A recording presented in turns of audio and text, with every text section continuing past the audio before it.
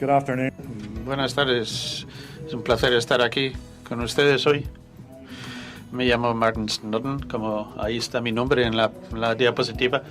No soy académico, desgraciadamente, así que no tengo unos apuntes muy bonitos como Kieran. Entonces tendré que referirme a la pantalla para ver qué había escrito antes, ¿no?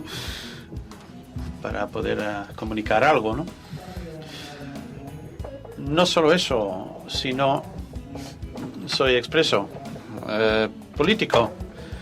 Estuve en la cárcel 15 años en Irlanda del Norte. Tengo una vivencia muy vivida del conflicto de violencia y de la violencia que se llevaba a cabo dentro de las cárceles.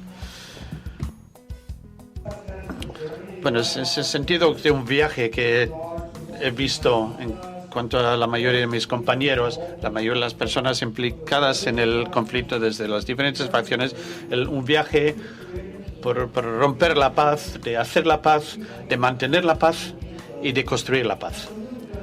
Es más o menos, eso es lo que voy a hablar hoy más o menos y compartir con ustedes algunas de mis experiencias desde mi liberación en el 90. Como ha dicho Kieran, la cárcel ha sido una parte muy importante de la vida en Irlanda del Norte. Quizás incluso desde hace cientos de años, pero esa es la cárcel de Crumlin Road en Belfast, donde todos los presos políticos hubiesen pasado por este lugar en algún momento. Cuando hablamos de todos, hablamos de entre 30 y 40.000. Kieran ha dado en el clavo cuando ha dicho 35.000, pero la realidad es que no tenemos una cifra definitiva en relación con los presos políticos, que yo sepa al menos. Y también había ciertas personas que no recibieron condena, eligieron salir de su facción y entraron entre las salas normales de delitos comunes, ¿no? Y eran como criminales, entre comillas, decentes y normales, como se les llamaba. Esa es la cárcel de Long Kesh, es más bien un campamento. La primera cárcel especial, de categoría especial, se abrió en el 72 como consecuencia. Crumlin Road ya no podía acomodar el gran número de jóvenes, sobre todo, y mujeres también, que estaban metidas en la violencia a través de alguna creencia o sentido de necesidad basado en la respuesta inadecuada de los políticos, de los partidos políticos, para ofrecer una sociedad digna para todo el mundo dentro de una circunscripción determinada. Sí.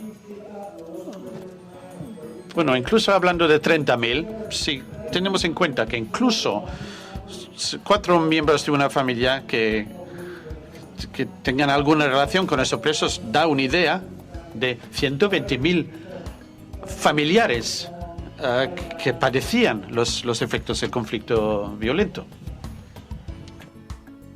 Ese conflicto en 1976 cambió con la introducción del gobierno británico de política de criminalización para los presos políticos.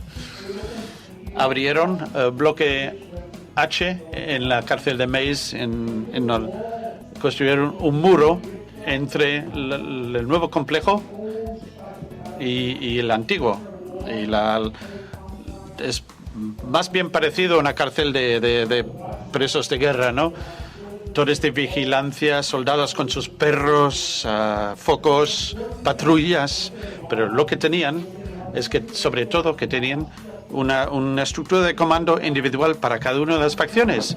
Y en ese periodo de los años 70, esas facciones se comunicaban verbalmente dentro,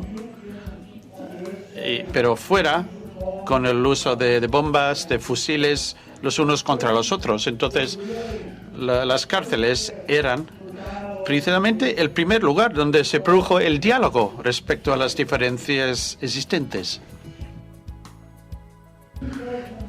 En 2001, Irlanda del Norte tiene una población de 1.685.000 personas, más o menos. La población de presos o personas afectadas por el síndrome era el 7,1% de la población de la... Es una cifra muy importante. Dentro de las cárceles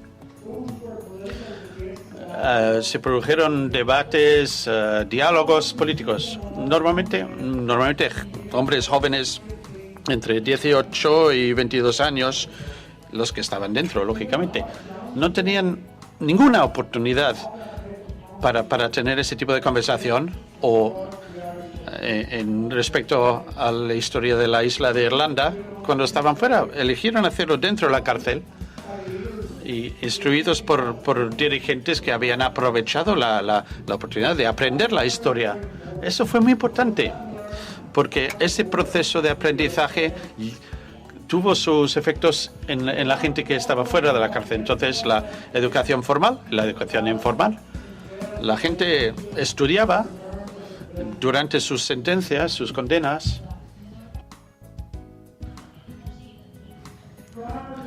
Antes de la liberación bajo los términos del Acuerdo del Viernes Santo, casi 30.000 personas habían pasado por esas cárceles.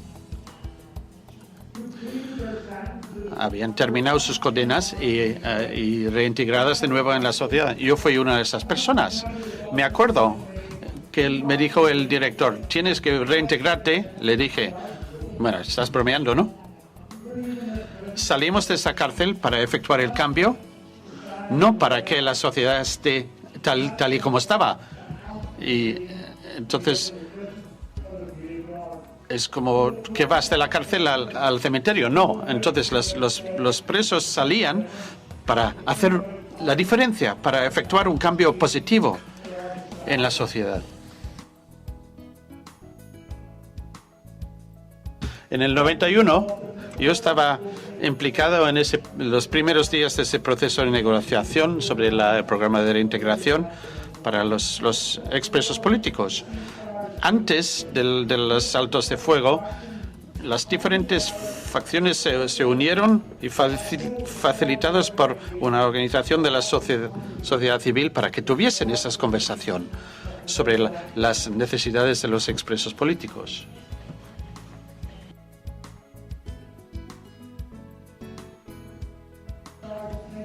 Con el alto el fuego del 94, la Unión Europea intervino y ofreció muchos recursos financieros para el desarrollo de servicios para estos presos. También hubo una gran influencia por otros gobiernos de Estados Unidos. Bill Clinton, sobre todo, había trabajado mucho. Varios políticos en Estados Unidos también apoyaban el proceso de diálogo y fomentaban esos encuentros de crear paz. El gobierno irlandés se involucraba, Albert Reynolds sobre todo, y gente de Irlanda del Sur. El gobierno británico, sobre todo Mo Mowlam, que falleció hace unos años. El secretario de Estado para Irlanda del Norte, una señora que era muy simpática, le daba igual entrar a una sala y quitarse los zapatos y vamos a arreglar esto. Nos beneficiamos mucho de esa mujer, de sus esfuerzos, sobre todo en nuestro proceso político y el acuerdo de paz final. También la Unión Europea fue, como digo, principalmente económica. En la reintegración estudiamos varias cosas. Yo era director de un programa de reintegración en Shankill Road, en Belfast, una comunidad protestante. Y nos centramos no solo en los expresos políticos, sino también sus familiares. Porque mucha gente había olvidado los problemas, la discriminación, los problemas a que se enfrentaban durante todo ese periodo de sus familiares encarcelados.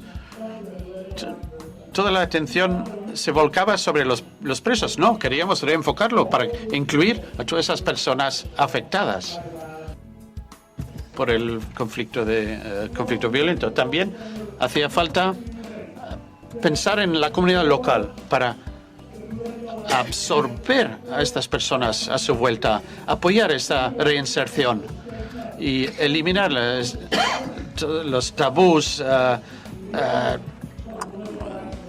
las etiquetas. Había que quitar todo eso. Entonces también hacía falta involucrar a la sociedad en general.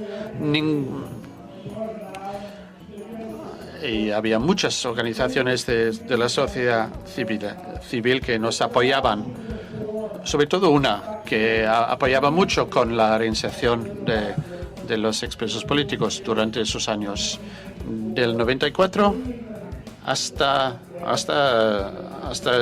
ahora. Hay un programa que se llama De la cárcel a la paz.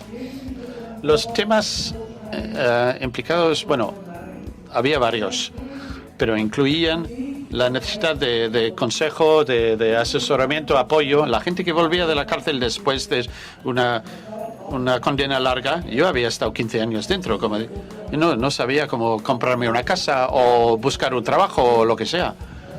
Entonces yo entré con 19 años y tenía 35 años cuando salí. Me hacía falta mucho apoyo, muchos consejos la gente me compraba una caña en el pub, pero no estaban en condiciones de realmente orientarme sobre esas necesidades básicas, vitales, ¿no? Temas de alojamiento, desarrollo de habilidades, destrezas para poder conseguir un buen trabajo. Hacía falta sentarnos con los empleadores, los empresarios. ¿Qué posibilidades tengo qué trabajos hay? Había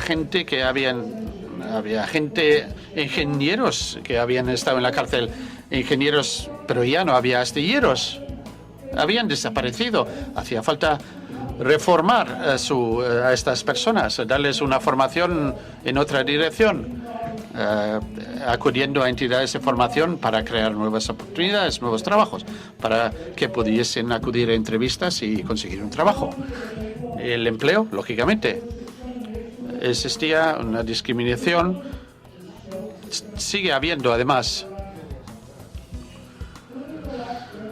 Los expresos políticos les cuesta encontrar un trabajo en ciertos menesteres, como ha dicho Kieran ya. Sin embargo, estamos en condiciones casi de dirigir al país.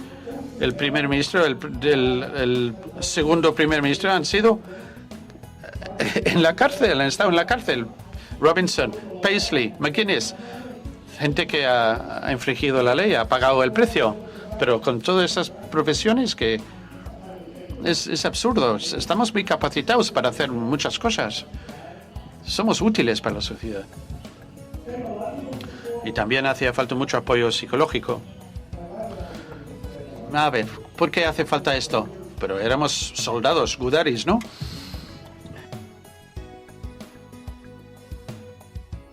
Pero claro que sí, claro que necesitábamos. De hecho, no nos dábamos cuenta que necesitábamos mucho apoyo en ese sentido. Porque estábamos envueltos en esa especie de escudo para esconder las emociones dentro de la cárcel. Porque las emociones en la cárcel es un signo de debilidad. Nosotros éramos machotes, soldados, fuertes, pero llorábamos mucho debajo de la almohada a la noche. Soldados que bebían demasiado porque ya no podían aguantar sus recuerdos o la trauma relacionada con el conflicto violento. Nos hacía falta ese apoyo psicológico. No todo el mundo, sin embargo, un gran porcentaje, pero no existía por parte del Estado. Tenemos que apoyarnos mutuamente o individualmente. Estoy hablando del 95. pero todavía hacen falta esos cambios respecto al apoyo por parte del Estado en Irlanda del Norte. Poco a poco la cosa va cambiando, pero igual para cuando terminen sus programas ya estaremos todos muertos. Sí que compañeros de Kieran han hecho investigaciones en la Universidad de Queen's en Belfast y son algunos temas que entonces han identificado altos niveles de resistencia en la población de expresos. Podemos ser muy creativos, inventivos, podemos absorber muchos de los golpes, podemos reaccionar bien y hay más. Pero queda trabajo por hacer. Altos niveles más del 50% de 190 presos tomaron parte en un programa de investigación identificado cómo sufrían del estrés postraumático. La depresión es una puerta cerrada. Ahí está. Ahora, por fin, se ha reconocido por parte de los expresos que hace falta abordar este problema, porque existe. También tengo que decir, esto es solo muy reciente, además. Hace 6 meses un expreso se inmoló y se incendió. Se inmoló. Había perdido su trabajo, se deprimió, se suicidó. El abuso de las drogas y del alcohol, esto es habitual. Forma parte de nuestra cultura en Irlanda. Nos gusta algunas cervecitas, ¿no? Pero un poco de música, no pasa nada, ¿no? Pero si lo haces todas las noches y piensas que estás escapando de las pesadillas, te levantas el día siguiente, ahí están los problemas contigo en tu cama. Entonces ha habido mucho abuso de las drogas, del alcohol. Hay que abordar ese tema también. Problemas económicos por todas partes. La gente le da igual sobre la vida en general. Bueno, a ver, da igual lo que pase mañana. Vamos a pensar en el momento. Vamos a gastar un poco. No pasa nada. ¿Qué pasa? Lo peor es que vuelva a la cárcel. Al menos te dan de comer, ¿no? Y de hecho muchas personas piensan que estaban mejor ahí en la cárcel. Tenían sus compañeros, tenían un enemigo muy claro, estaban en condiciones de pelear contra ese enemigo.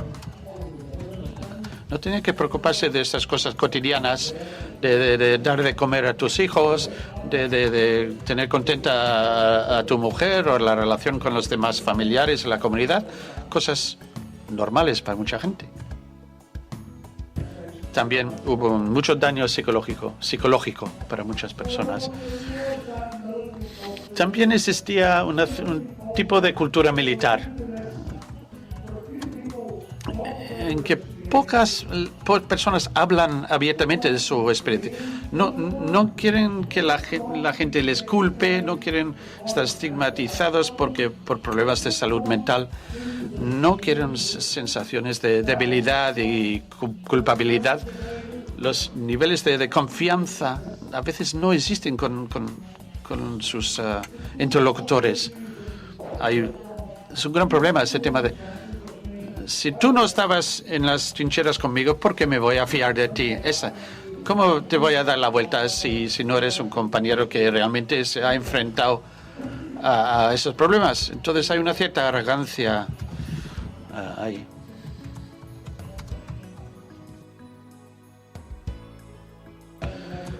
Me quedan dos minutos y yo había pasado 15 años en la cárcel. Bueno, desde mi liberación sí he compartido experiencias de otros combatientes en otras zonas del mundo, en Sudáfrica. Conocí a Brian Karen ahí y hablamos sobre la reinserción, la justicia restaurativa, las comisiones de la verdad, Nicaragua. Sentaba en las colinas con los sandinistas cuando se unieron con los contras para hablar de sus necesidades.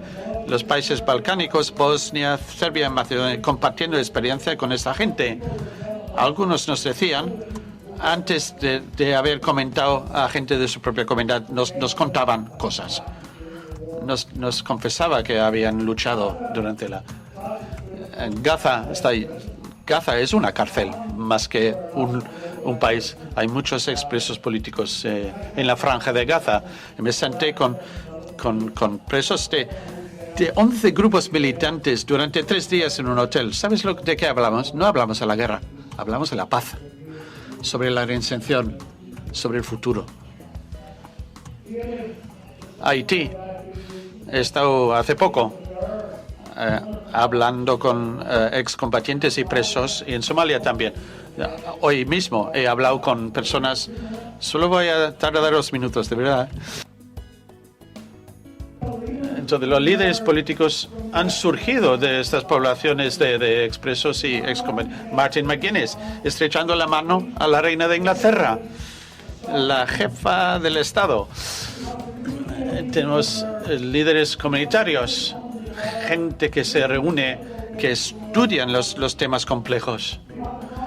Tenemos la enorme mayoría de comunidades locales que están creando la paz a través del diálogo. El diálogo apoyado por estas personas, estos expresos.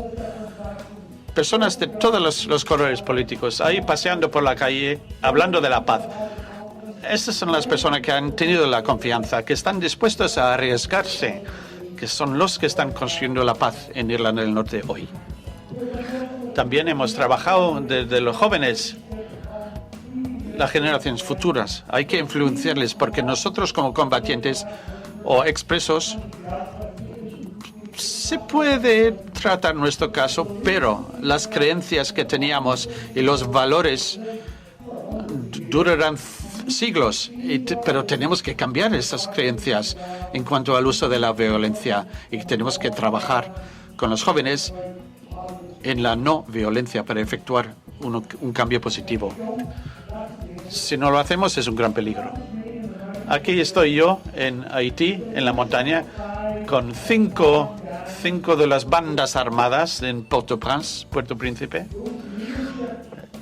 Estas personas eran excombatientes, no tenían programas de reinserción, no podían asistir a ese tipo de iniciativas y acabaron como pandillas o jefes de pandillas y vivían de la sociedad en vez de contribuir a ella. Muchos años después, trabajaba en Haití, trabajando con esa gente. Intentamos empezar estos programas de reinserción. La comunidad intentaba hacerlo, pero sin el apoyo de las Naciones Unidas ni de la Unión Europea. Ellos sabían que tenían que hacerlo ellos mismos. Eso es lo que están haciendo. De vuelta en Irlanda del Norte, lo seguimos haciendo. Los expresos políticos fomentando la paz, el diálogo de cara al futuro. Hay que elaborar bien el calendario de cara al futuro para que siga. Y a mi juicio, la reinserción es crítico. Los expresos políticos pueden hacer una contribución enorme a la sociedad, a su sociedad también. Cuanto más se aborden los temas de reinserción, cuanto mayor empoderamiento para poder hacer una gran diferencia en la sociedad. Un programa de reinserción debe tener este perfil más o menos. Estas personas, director de servicios, persona encargada de investigación, los expresos, pero lo haciendo en partenariado con la sociedad civil y con los recursos del Estado. Una asociación como proceso hacia la paz. Muchas gracias.